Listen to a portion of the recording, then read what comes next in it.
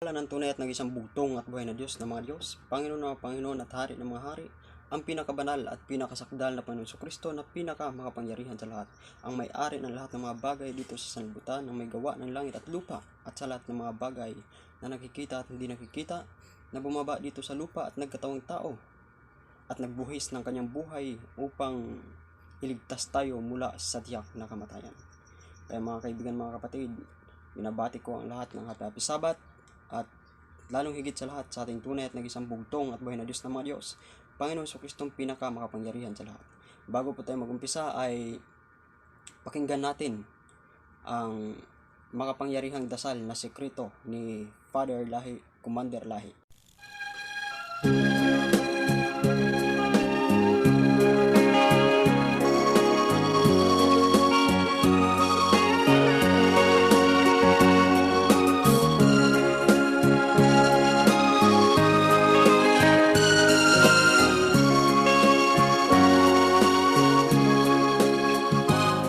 In the beginning was the Word,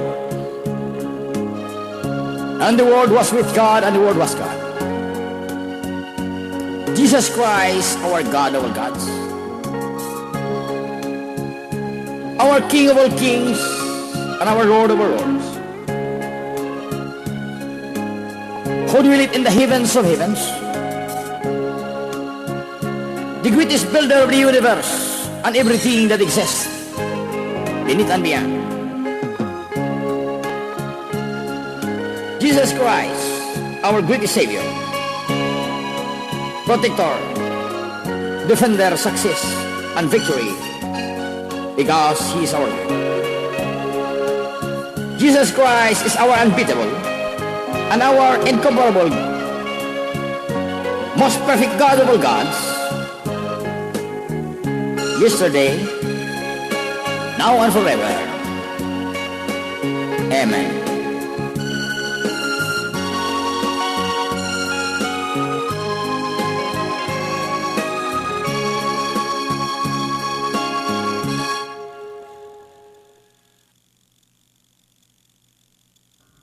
At muli po ay binabati ko ang lahat ng Happy Sabat, at higit sa lahat sa ating tunay at nag-isang bugtong at buhay na Diyos ng mga Diyos, Panginoon Kristong pinaka-makapangyarihan sa lahat. Bago tayo magsimula, mga kaibigan, mga kapatid, ay nais kong batiin ang lahat ng mga miyembro ng Back to Christ mula Luzon, Visayas at Mindanao, na hanggang sa mga oras na ito ay nagpatuloy na magpupuri at magpaparangal sa ating tunay at nag-isang bugtong at buhay na Diyos ng mga Diyos, Panginoon Kristong pinakamakapangyarihan sa lahat, sa matinding pagsubok, kahit na sobrang dami ng kapagsubukan na nagaganap sa ating samahan, ay nariyan pa rin po tayo nagpatuloy na maglingkod, magpuri at magpaparangal sa ating tunay at nag-isang bugtong at buhay na Diyos ng mga Diyos, Panginoon Kristong pinakamakapangyarihan sa lahat. Ngayon po, mga kaibigan, mga kapatid, ay meron po akong ibabahagi sa bawat isa sa atin na tiyak po na mapulutan natin ng aral na dapat sa atin, ang maghari ay ang pag-ibig ng ating bugtong at buhay na Diyos ng mga Diyos, Panginoon Kristong pinaka-makapangyarihan sa lahat. Ayon po sa unang Juan 2:7-17, ang bagong utos. Kung totoosin po, mga kaibigan, mga kapatid, hindi po ito bagong utos. Noong unang panahon ay inutos na ito ng ating bugtong at buhay na Diyos ng mga Diyos, Panginoon Kristong pinakamakapangyarihan sa lahat, sa bawat isa sa atin. Sabi dito sa 7, mga minamahal kong mga kapatid, hindi isang bagong utos ang utos na isinusulat ko sa inyo, kundi dating utos na nasa inyo na sa simula pa. Ito'y mga mensaheng narinig na ninyo. Ngunit, may tuturing na isang bagong utos ang sinusulat ko sa inyo, sapagkat napapawi ng kadiliman at lumiliwanag ang tunay na ilaw. Ang katotohanan na ito'y nasasaksihan ng buhay sa buhay ni Kristo at nakatira rin naman sa atin. Kaya mga kaibigan, mga kapatid, itong 1:8, dito sa verse 8, Ngunit may tituring isang bagong utos ang isinusulat ko sa inyo. sapagkat napapawi ng kadiliman at lumiliwanag na ang tunay na ilaw. Ito pong tunay na ilaw na tinutukoy dito kay mga kaibigan, mga kapatid, ay ito po yung ating pinaglilingkuran hanggang sa mga oras na ito, ang ating bugtong at buhay na Diyos na mga Diyos, Panginoon Jesucristong pinakamakapangyarihan sa lahat, ang tunay na ilaw na nagbibigay ng liwanag sa ating pang-espiritual na pamumuhay. Kaya mga kaibigan, mga kapatid, pagpatuloy ko po sa 9, ang nagsasabing siya ay nasa liwanag, ngunit napupuot sa kanyang kapatid ay nasa kadiliman pa. Ito mga kaibigan, mga kapatid, ay maraming mga taong ganitong uri ng pag-uugali sa sanlibutan ito. Na nagsasabing siya ay nasa liwanag, siya ay napaka mabuti, ngunit pala po mga kaibigan, mga kapatid, ay nasa kadiliman pa, no? Sabi dito, ang nagsasabi siya ay nasa liwanag ngunit napupuot sa kanyang kapatid ay nasa kadiliman pa. Ang umiibig sa kanyang kapatid ay nananatili sa liwanag at hindi siya magiging sanhi ng pagkakasala ng iba. Ngunit ang napupuot sa kanyang kapatid ay nasa kadiliman pa. Lumalakad siya sa kadiliman at hindi niya nalalaman ang kanyang pupuntahan sapagkat binulag siya ng kadiliman. Kaya mga kaibigan, mga kapatid, kung inaakala natin tayo ay nasa liwanag, ngunit napupuot tayo, no? Napupuot tayo sa ating mga kapatid sa pananampalataya sa ating bugtong at buhay na Diyos ng mga Diyos, Panginoon Jesucristong pinakamakapangyarihan sa lahat, ayon pala ay tayo nasa kadiliman nang hindi natin nalalaman. Hindi natin nalalaman na tayo nasa kadiliman pala. Yun po ay nakasulat na po sa banal na kasulatan, no? Ang umiibig sa kanyang kapatid ay nananatili sa liwanag at hindi siya magiging sanhi ng pagkakasala ng iba. Ngunit ang napupuot sa kanyang kapatid ay nasa kadiliman pa. Lumalakad siya sa kadiliman at hindi niya nalalaman ang kanyang pupuntahan sapagkat binulag siya ng kadiliman. Kaya mga kaibigan, mga kapatid, paalala sa atin, no, na dapat dahan-dahan lang tayo, no? Dahan-dahan lang tayo sa pananalita, dahan-dahan lang tayo sa pagsasalita ng mga salita ng ating bugtong at buhay na Diyos ng mga Diyos, Panginoon Jesucristong pinakamakapangyarihan sa lahat. Dapat meron tayong pagpapakumbaba, no? Huwag tayong mapuot, huwag nating pahintulutan na maghari sa ating puso at isipan ang puot at galit na nagmumula kay Satanas. Dapat po maghari sa atin ang pag-ibig ng ating bugtong at buhay na Diyos ng mga Diyos, Panginoon Jesucristong pinakamakapangyarihan sa lahat, sapagkat ito ang buklod, na ito ang kanyang bagong utos sa atin na mag-ibigan kayo bilang magkakapatid kay Kristo. Ito po, ipagpatuloy ko po. Sumusulat ako sa inyo, mga anak, sapagkat pinatawad na ang iyong mga kasalanan dahil sa kanyang pangalan. Sumusulat ako sa inyo, mga ama, sapagkat nakikilala ninyo na siya ang simulat pa'y siya na. Sumusulat ako sa inyo, mga kabataan, sapagkat napagtagumpayan na ninyo ang masama. Sumusulat ako sa inyo, mga anak, sapagkat nakikilala ninyo ang Ama. Sumusulat ako sa inyo, mga ama, sapagkat nakikilala ninyo siya na sa simula pa'y siya na. Sumusulat ako sa inyo, mga kabataan, sapagkat malalakas na kayo. Nananatili sa inyo ang salita ng Diyos at tinalo ninyo ang masama. Ito po, mga kaibigan, mga kapatid, ay itong sulat na ito ay nung unang panahon pa, no, ay sinulat na ito. Ay sinulat na ito ng ating mga naunang ninuno o mga naunang propeta na nananawagan sila na dapat nating malaman na dapat nating paglingkuran lamang ang ating tunay at nag-isang bugtong at buhay na Diyos ng mga Diyos, Panginoon Jesucristong pinakamakapangyarihan sa lahat, at manatili sa atin ang kanyang pag-ibig. Sabi dito sa 15, no? Unang Juan 2:15, huwag ninyong ibigin ang sanlibutan o mga bagay na nasa sanlibutan. Ang umiibig sa sanlibutan ay hindi umiibig sa Ama. Ang lahat ng nasa sanlibutan ay masasamang nasa ng laman. Ang nasa ng mga mata, At ang pagmamalaki sa mundong ito ay hindi nagmumula sa Ama, kundi nagmumula sa sanlibutan.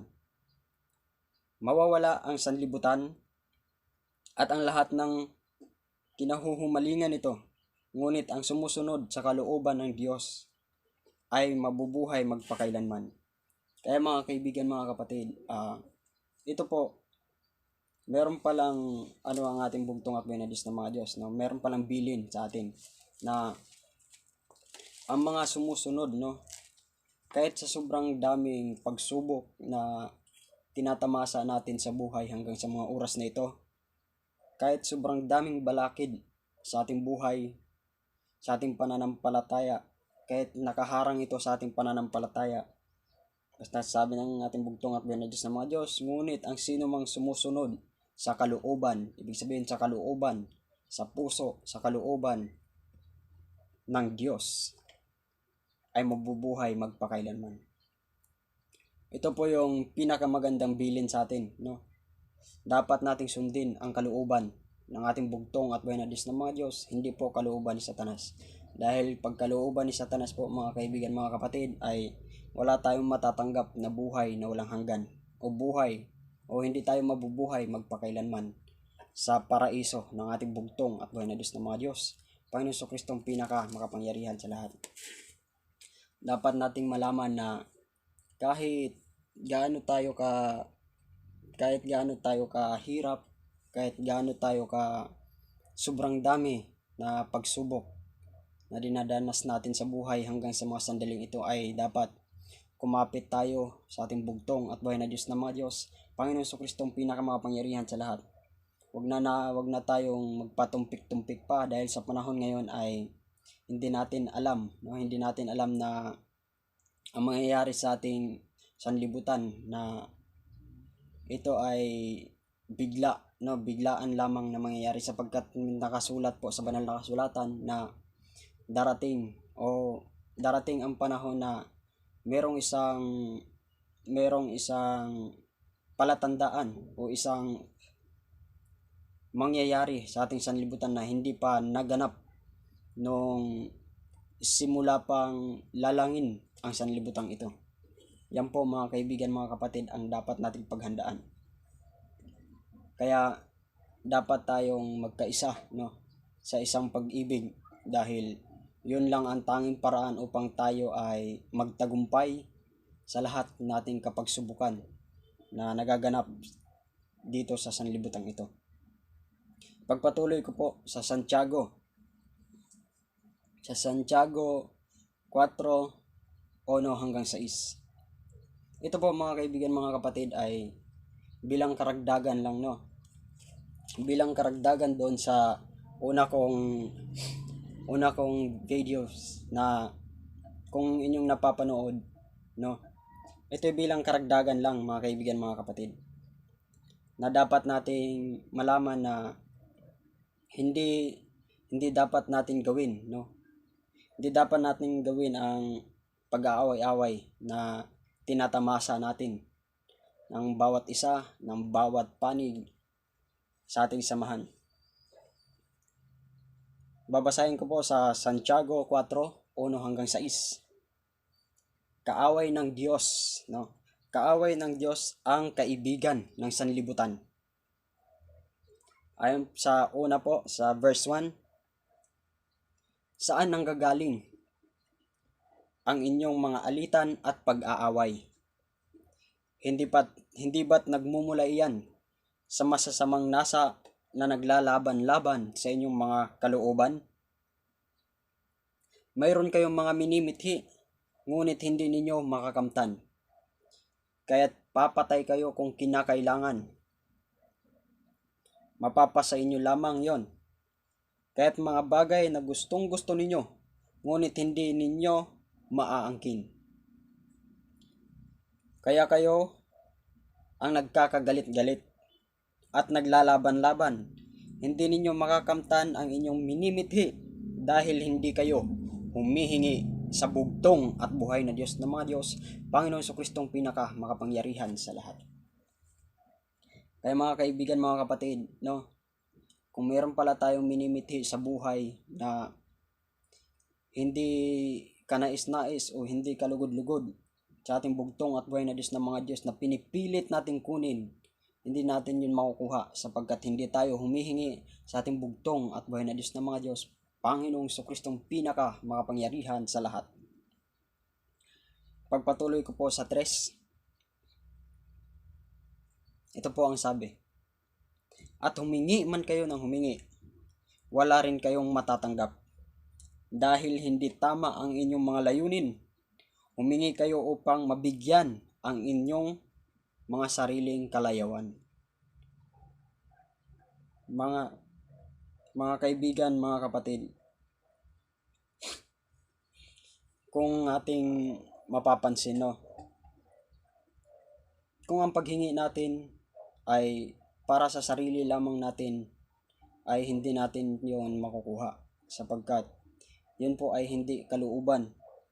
Hindi po nagmumula sa kalooban ng ating bugtong at buhay na Diyos ng mga Diyos, Panginoong Jesucristong pinakamakapangyarihan sa lahat. Kaya mga kaibigan, mga kapatid, kung humingi man tayo ay dapat nagmula sa kalooban ng ating bugtong at buhay na Diyos ng mga Diyos, Panginoong Jesucristong pinakamakapangyarihan sa lahat.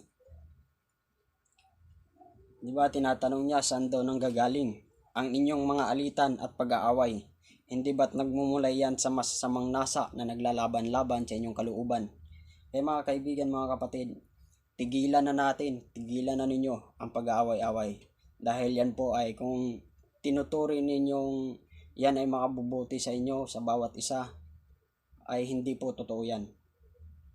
Yan po ay naghahari sa inyong kalooban ang paglalaban-laban, no? Pag-aaway-away na nagmumula sa inyong kalooban. Yan po ay minimithi ng inyong sariling kapakanan o ang ninanais ng bawat isa na kung ano man ang inyong pinag-aalit-alitan o pinag-aaway-awayan ay hindi yan po nagmumula sa ating bugtong at buhay na Diyos ng mga Diyos, Panginoong Jesucristong pinakamakapangyarihan sa lahat. Kaya mga kaibigan, mga kapatid, sa mga back to Christ na nandito sa Luzon, no? Sa mga back to Christ na nandito sa Luzon ay dapat ninyong malaman na tayong lahat na nandito sa Luzon ay sinusubukan ang ating pananampalataya sa ating bugtong at buhay na Diyos ng mga Diyos, Panginoong Jesucristong pinakamakapangyarihan sa lahat. Sinusubukan ang ating pananampalataya kung tapat ba tayo sa ating bugtong at buhay na Diyos ng mga Diyos, Panginoong Jesucristong pinakamakapangyarihan sa lahat. Sinusubukan tayo kung saan tayo kakapit, no? Kung saan tayo lalapit at kung saan tayo sasandal sa mga panahong ito. Sinusubukan tayo ng ating bugtong at buhay na Diyos ng mga Diyos, Panginoong Jesucristong pinakamakapangyarihan sa lahat. Dahil dito niya malalaman kung tunay nga ba na tayo'y tapat na naglilingkod sa kanyang pinakabanal na paanan sa bugtong at buhay na Diyos ng mga Diyos, Panginoong Jesucristong pinakamakapangyarihan sa lahat. Ganito po yun mga kaibigan, mga kapatid. Nung sa Mindanao noon, dahil ako po ay nanggaling din sa Mindanao, isang Bisaya, no? Kung saan doon ako pinanganak. Nagmula sa Mindanao, kung saan nagmula ang Back to Christ o Adamic, no? Adamic muna. Doon po ako pinanganak at doon ako nahubog, no? Sa pananampalataya sa ating bugtong at buhay na Diyos ng mga Diyos, Panginoong Jesucristong pinakamakapangyarihan sa lahat. Sa nangyari po sa Mindanao, mga kaibigan, mga kapatid, mas matinding pagsubok pa, no? Mas matinding pagsubok ang naranasan namin doon sa Mindanao. Dahil ang aming pananampalataya doon sa Mindanao, mga kaibigan, mga kapatid, kung inyong nalalaman, no? Sa lahat ng mga taga Mindanao na mga miyembro ng Back to Christ, ng Adamic, ng Discovery Crusade of the Philippines ay alam nila kung ano ang naranasan namin sa Mindanao, doon sa banal na bundok sa Lawigan Dato, na ang lahat ng mga nananampalataya sa ating tunay at nag-isang bugtong at buhay na Diyos ng mga Diyos, Panginoong Jesucristong pinakamakapangyarihan sa lahat ay masigasig, malakas ang pananampalataya sa ating bugtong at buhay na Diyos ng mga Diyos, Panginoong Jesucristong pinakamakapangyarihan sa lahat. Pero dumating yung panahon na sinubo kami, no? Sinubo kami ng ating bugtong at buhay na Diyos ng mga Diyos, Panginoon Kristong pinakamakapangyarihan sa lahat, sa pamamagitan ng mga masasamang tao o sa mga masasamang saloobin na nagmumula kay Satanas. Sinubo kami. So yung banal na bundok, mga kaibigan, mga kapatid, ay sinugod, no? Sinugod ng mga MNLF at MILF, no? Ang nangyari sa amin, mga kaibigan, mga kapatid, lahat ng mga tao roon o lahat ng mga kasapi ng ating samahan ay pumunta kami lahat doon sa simbahan na nakatayo doon sa pinakatuktok ng bundok, sa banal na bundok, no? Doon kami lahat sa araw na yaon, nung nagganap yung massacre, ay ang ginawa po namin, mga kaibigan, mga kapatid, wala po kaming ibang ginawa, no?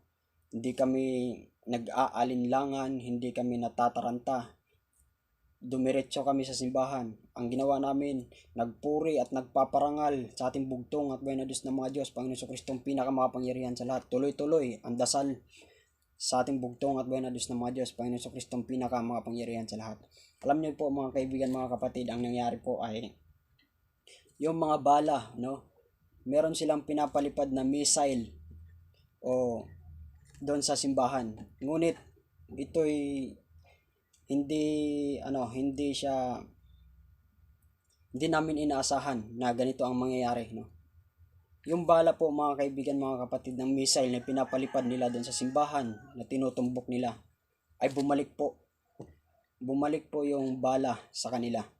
Ito po ay totoo po na patotoo, bilang patotoo na totoong makapangyarihan ang Diyos nating pinaglilingkuran sa mga pagsubok na dapat lamang na siya ang ating kapitan. Yun po, bumalik ang bala sa kanila. Yun po ang patotoo ko na dapat nating malaman, na pag tayo sinubok ng ating bugtong at buhay na Diyos ng mga Diyos, gagamit siya ng ibang tao, gagamit siya ng ibang instrumento para tayo ay subukin kung hanggang saan ang ating pananampalataya sa Kanya. Dahil sabi nga sa banal na kasulatan na kung ang ginto ay dinadalisay sa apoy, no? Upang makita ang tunay na ginto na kumikinang, ganun din ang tao, no? Ganun din tayong mga lingkod ng ating bugtong at buhay na Diyos ng mga Diyos, Panginoon Kristong pinakamakapangyarihan sa lahat. Dadalisayin din niya tayo sa pamamagitan ng mga iba't ibang pagsubok sa sanlibutan ito. Kaya, mga kaibigan, mga kapatid, hanggang sa mga oras na ito, no, tayong lahat ng mga miyembro o mga naglilingkod sa ating bugtong at buhay na Diyos ng mga Diyos, Panginoon Kristong pinakamakapangyarihan sa lahat, ay dinadalisay tayo sa iba't ibang uri ng pagsubok dito sa sanlibutan. Kaya sabi niya na dapat manalangin tayo at magdasal palagi, dahil yun po ang bilin sa atin, na lagi tayong manalangin kahit anong klaseng pagsubok. Pag nanalangin tayo at kumapit tayo sa ating bugtong at buhay na Diyos ng mga Diyos, Panginoon Kristong pinakamakapangyarihan sa lahat, hindi nila tayo matatalo, mga kaibigan, mga kapatid. Kaya ang mensaheng ito po, mga kaibigan, mga kapatid, ay isang paalaala lamang sa bawat isa sa atin, na kahit sobrang daming pagsubok natin, ay dapat wag natin kalimutang manalangin sa ating bugtong at buhay na Diyos ng mga Diyos, na sana ay bigyan niya tayo ng kalakasan ng loob upang magpatuloy sa paglilingkod sa kanyang pinakabanal na pangalan, ang walang iba kung hindi ang ating bugtong at buhay na Diyos ng mga Diyos, Panginoon Kristo na pinaka makapangyarihan sa lahat. Mga kaibigan, mga kapatid, ay dapat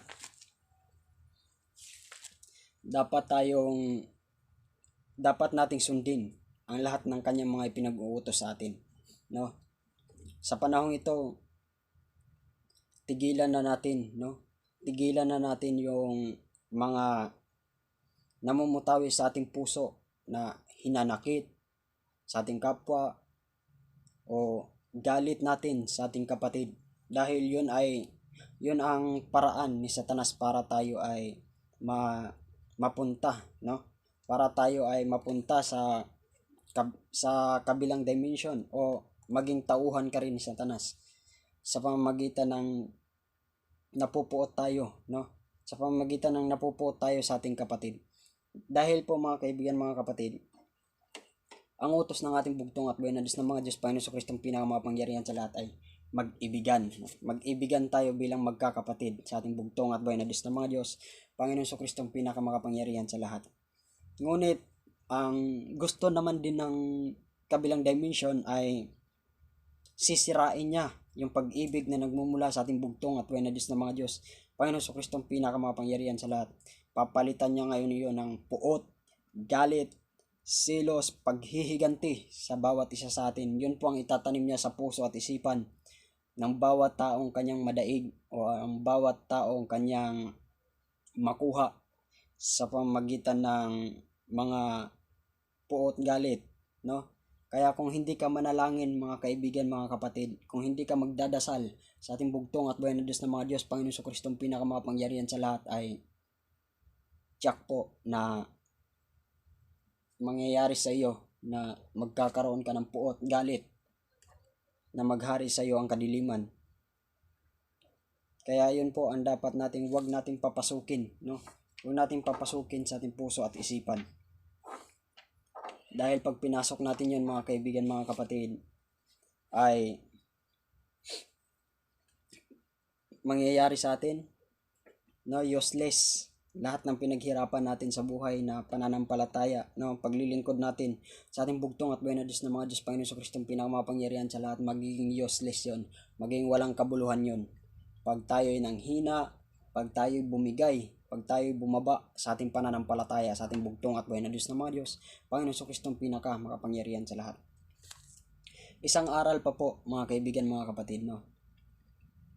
Tayong mga nananampalataya sa ating bugtong at buhay na Diyos ng mga Diyos, Panginoon Kristong pinakamakapangyarihan sa lahat, ay dapat taglay natin, no. Dapat taglay natin ang pag-ibig, no. Pag-ibig ng ating bugtong at buhay na Diyos ng mga Diyos at pagpapakumbaba. Yun lamang po. Dapat taglay natin yung pag-ibig at pagpapakumbaba na nagmumula sa ating bugtong at buhay na Diyos ng mga Diyos, Panginoon Kristong pinakamakapangyarihan sa lahat.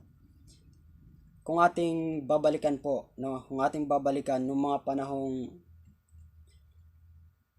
bumaba dito sa sanlibutan ito ang ating bugtong at buhay na Diyos ng mga Diyos, Panginoon Kristong pinakamakapangyarihan sa lahat, ay ang ginawa niya po, mga kaibigan, mga kapatid, ay lahat ng mga may galit sa kanya, no. Ang lahat ng mga taong may galit sa kanya ay sinuklian niya.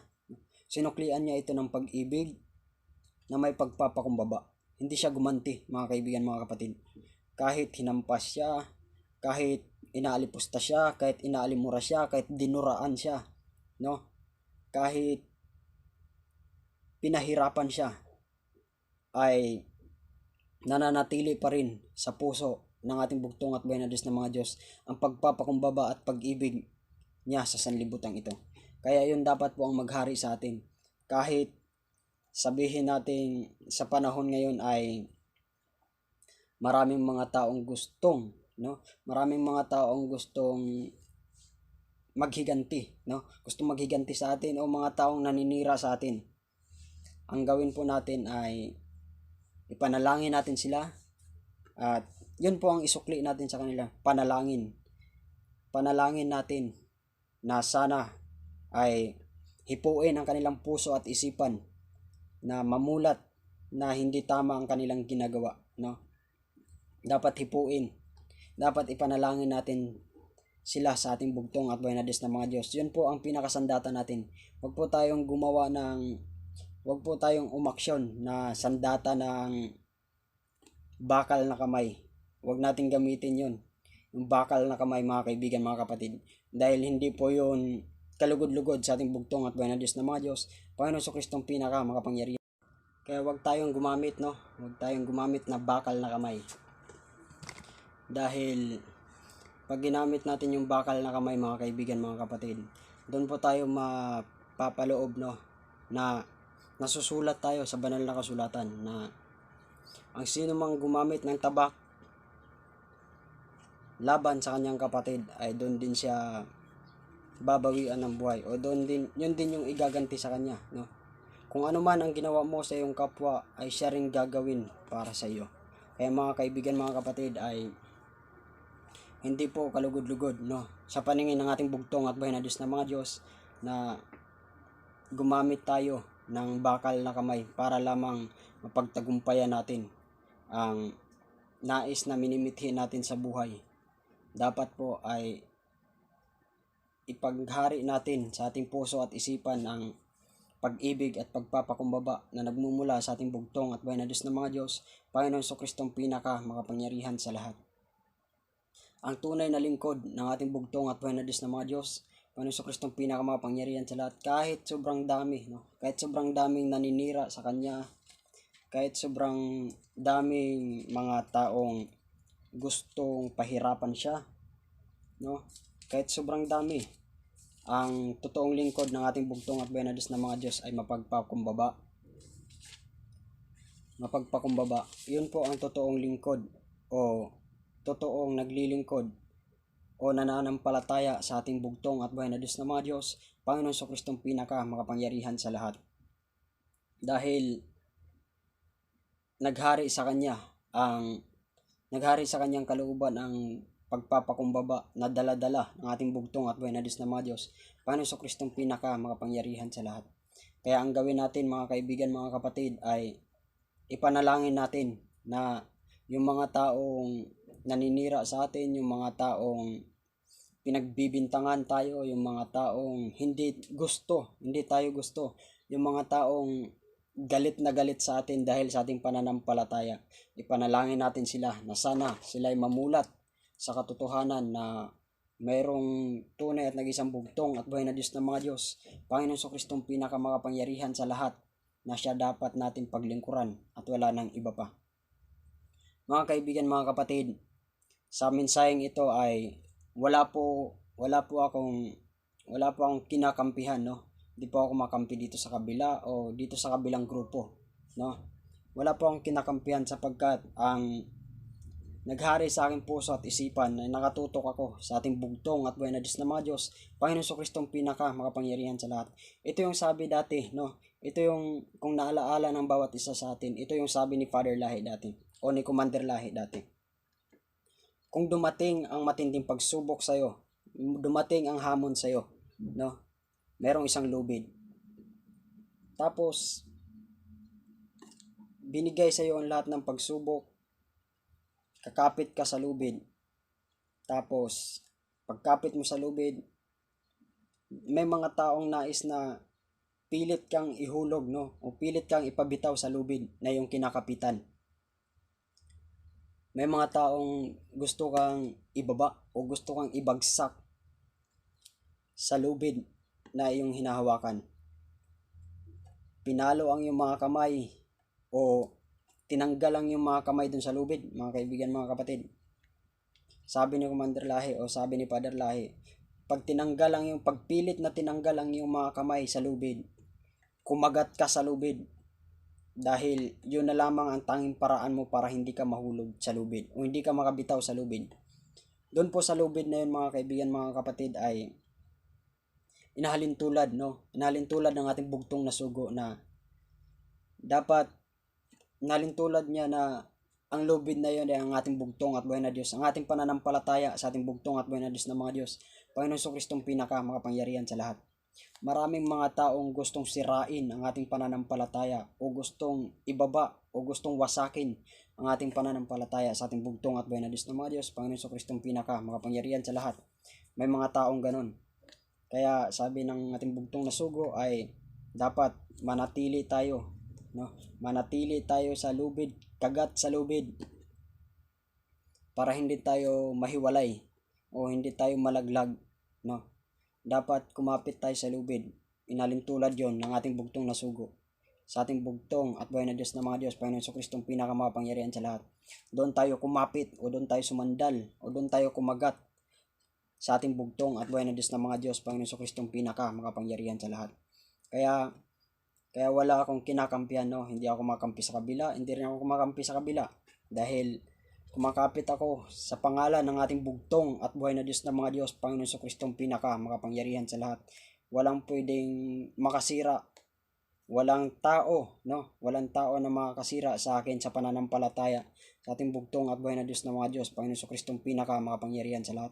Hindi ako tumitingin sa mga leader na nagpapatuloy sa paglilingkod sa ating bugtong at buhay na Diyos na mga Diyos, Panginoon Jesucristo, pinaka makapangyarihan sa lahat. Nakapokus dapat tayo sa ating bugtong at buhay na Diyos na mga Diyos, kung saan yun ang ipinapakilala sa atin, na ibinigay o isinubo sa atin ng ating bugtong na sugo, na itong pagkain na to ay dapat mong lunukin, no? Yung pagkain ng pang-espiritual na ang bugtong at buhay na Diyos na mga Diyos, Panginoon Jesucristo, pinaka makapangyarihan sa lahat, isinubo na sa atin upang ito'y makilala natin. Ngayong nakilala na natin ay dapat hawakan na natin. Huwag tayong bumitaw kahit anumang mangyaring kapag subukan sa ating buhay. Yun po ang magandang balita sa bawat isa sa atin. Huwag tayong bumitaw sa ating bugtong at buhay na Diyos na mga Diyos, Panginoon Jesucristo, pinaka makapangyarihan sa